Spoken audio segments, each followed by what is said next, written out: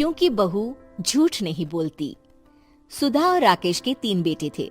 शादी के बाद तीनों माँ बाप से दूर रहते और सिर्फ त्योहारों में आते। माँ जी, पिताजी, अगली बार आप लोग हमारे घर आइएगा। अरे नहीं बहू, सब यही आ जाते हैं तो घर खिला खिला लगता है। हाँ बहू, तू हमेशा बुलाती है तो जरूर आएंगे तेरे पास भी। हाँ हाँ, दीदी का घर बड़ा जो है, सब कुछ आपने शादी के बाद दीदी को ही तो दे दिया था। हमें भी दिया होता तो हम भी बड़ा घर लेते। क्यों सुनील? अरे नहीं नहीं, पापा ने सबको एक बराबर ही दिया है। छोटी बहू, क्या चाहिए तुम्हें, बोलो। वो आपके सोने की चेन वाली घड़ी है ना, वो अगर आप मुझे। तभी वहाँ मजली बहू भी आ जाती है। और मुझे ना आपका मंगलसूत्र कितना लंबा, सुंदर और भारी भी है। अरे हाँ हाँ, तुम दोनों को ही दूंगी बहू, चिंता न करो। चलो अब खाना लगाओ, खाना खाया जाए। सभी मिलकर खाना खाते हैं कि पड़ोसन आ जाती है। अरे सुधा बहन, थोड़ी चीनी तो देना, घर में शक्कर नहीं है और मेहमान सर पर बैठे हैं। अरे छोटी बहू, चाची को शक्कर तो दे दो। अरे मजली दीदी, आप दे दीजिए ना, मैं यहाँ कम आती हूँ तो मुझे पता ही नहीं है कि सासू माँ सारी चीजें कहाँ रखती है। और तुम, मैं कौन सा यहाँ रोज शक्कर फाँकने के लिए आती हूँ, मुझे भी नहीं है पता। तभी बड़ी बहू हाथ में चीनी की कटोरी लेकर आती है। चाची, शक्कर आप लोगों का बड़ा सहारा है माँ जी और पिताजी को, वरना हम लोग तो यहाँ रहते ही नहीं।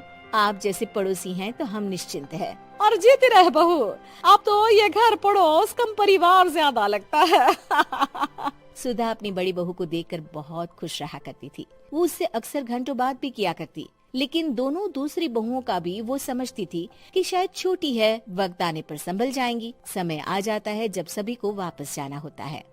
माँ जी, हम लोगों की फ्लाइट पहले है, हमें इजाजत दे। वो सास के गले लगकर चली जाती है। थोड़ी देर बाद छोटी बहू कहती है, माँ जी, मैं ना ये सोफे के कवर और चादरें ले जा रही हूँ, यहाँ तो ऐसी ही पड़ी रहेंगी। हाँ हाँ बहू, ले जा, और कुछ चाहिए तो बोल। और तो चाहिए बहुत कुछ, पर चलिए कोई बात नहीं, अगली बार ले जाऊंगी मैं।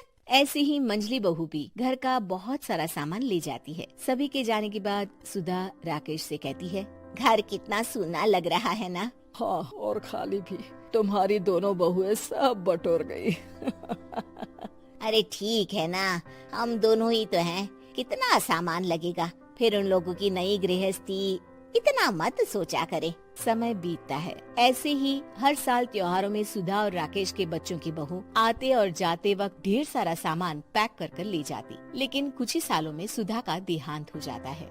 पिताजी, आप यहाँ अकेले क्या करेंगे, हम लोगों के साथ चलिए। अरे नहीं नहीं बहू, इस घर में सुधा की यादें हैं, मैं उसे नहीं छोड़ सकता हूँ। अब तुम लोगों की माँ नहीं रही।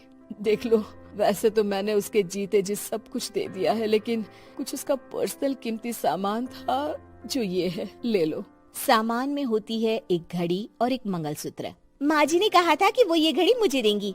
हाँ हाँ, पिताजी, माँ ने सबके सामने ये घड़ी सरिता को देने के लिए कहा था। उठा लो सरिता माँ की घड़ी। अब क्या था, छोटी बहू फट से घड़ी उठा लेती है। और पिताजी, ये मंगलसूत्र तो माँ ने मुझे ही देने को कहा था, याद है ना। वो सभी की ओर इशारा करती है। तू भी ले ले ये हार बेटा, कोई बात नहीं। मंजली फटाक से हार उठा लेती है। ससुर बड़ी बहू की तरफ देखते हैं। तुझे क्या दूं बेटा? पिताजी, माँ ने एक चीज मेरे लिए भी रखी है। सभी के कान खड़े हो जाते हैं कि आखिर सास ने क्या रखा होगा बड़ी के लिए। अरे माँ जी तो दीदी से प्यार भी ज्यादा ही करती थी, हमेशा उनसे बात किया करती। जरूर कोई बड़ी और अपनी प्रिय चीज दी होगी दीदी को। और देख लेते हैं ना, वरना तो हम भी बराबर का बंटवारा करेंगे। हाँ हाँ, कर लेना बंटवारा। लेकिन बड़ी बहू, बताओ तो, सुधा ने क्या रखा है तुम्हारे लिए?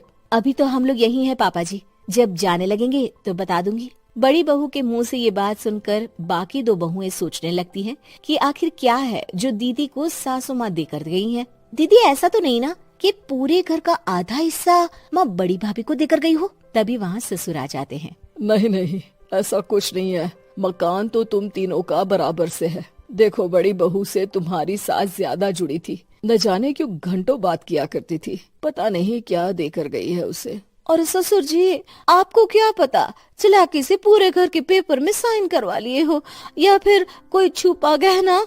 आखिर मकान पूरा तो आपने सासू माँ के नाम ही कर रखा था ना। अब घर में ये सस्पेंस बन जाता है कि आखिर बड़ी बहू क्या लेकर जाएगी। फिर वो दिन भी आ जाता है जब बड़ी बहू के जाने का समय हो जाता है। बेटा, परसों तुम चली जाओगी, बताया नहीं, माँ ने तुम्हें क्या दिया? घड़ी और हार जो बेशकीमती था और तुम्हारी सास को सबसे ज्यादा प्रिय था, उसका तो बंटवारा भी हो चुका है। अब तुम्हारी बारी। हाँ पिताजी, आज मैं ये बात बताने ही वाली थी। माँ ने मुझे उससे भी बेशकीमती चीज दी है और वो है आप। आपसे अधिक प्रिय उन्हें कुछ नहीं था। माँ चाहती थी कि आप मेरे साथ रहें। चलिए पिताजी। बेटा, मेरे पास तो कोई पेंशन भी नहीं है और ना ही कोई प्रॉपर्टी। लेकिन आपके पास संस्कार है पिताजी, जो मेरे बच्चे आपसे लेंगे, तो आपको ले जाने पर स्वार्थ ही है मेरा। चलिए ना पापा। सभी के सामने पिताजी बड़ी बहू और बेटी के साथ उनके घर चले जाते हैं।